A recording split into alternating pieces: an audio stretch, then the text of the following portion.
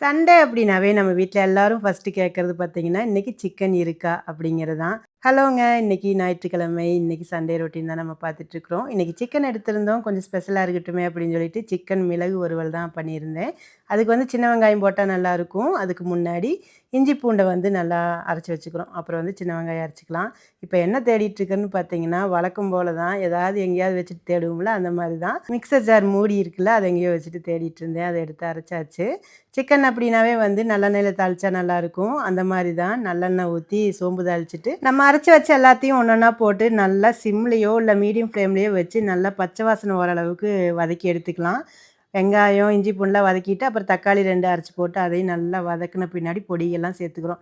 கொஞ்சமா மஞ்சத்தூள், மிளகாத்தூள், மல்லித்தூள் இதெல்லாம் சேர்த்துட்டு நல்லா வதக்குன பின்னாடி, நம்ம கழுவி வச்சிருக்கிற சிக்கனும் போட்டுக்கிறோம். சிக்கன் எப்ப எடுத்தாலுமே பார்த்தீங்கன்னா, கொஞ்சமா தயிரு, உப்பு, அப்புறம் கரம் மசாலா கொஞ்சம் போட்டு பெசறி வச்சுட்டோம் அப்படின்னா, அது வந்து நல்லா சாஃப்ட்டா இருக்கும். நம்ம எப்ப சமைக்கிறோமோ அப்ப எடுத்து சமைச்சுக்கலாம். அந்த மாரி தான் நான் போட்டு வச்சிருந்தேன். இப்ப பார்த்தீங்கன்னா, கொஞ்சமா தண்ணி விட்டு நல்லா கலக்கி மூடி வச்சாச்சு. சிக்கன் நல்லா வெந்த பின்னாடி நம்ம மிளகு வந்து சேர்த்துக்கலாம். மிளகுத்தூள் சேர்த்துக்கலாம். நான் வந்து மிளக வந்து லேசா வறுத்துட்டு பொடி பண்ணி சேர்த்துருக்கிறேன். அதுக்கப்புறம் கொஞ்சமா கரம் மசாலா தூளும், அப்புறம் சீரகத்தூளும் போட்டு மல்லித்தழை, புதினா தழை போட்டு இறக்கிட்டோம் அப்படின்னா சூப்பரா இருக்கும். லாஸ்ட்டா ஃபைனல் டச்சா 1 ஸ்பூன் நல்லெண்ணெய் விட்டு சூடான சாதத்துக்கோ, இல்ல இட்லி, தோசை, சப்பாத்தி இந்த மாரி எல்லாத்துக்குமே ரொம்ப நல்லாயிருக்கும். சிம்பிளா வீட்ல செஞ்சாலும் சுவை மட்டும் ரொம்ப ஸ்பெஷலா இருக்கணும் இல்லையா? நீங்களும் ட்ரை பண்ணி பார்த்துட்டு எப்படி இருக்குன்னு சொல்லுங்க. பாய்.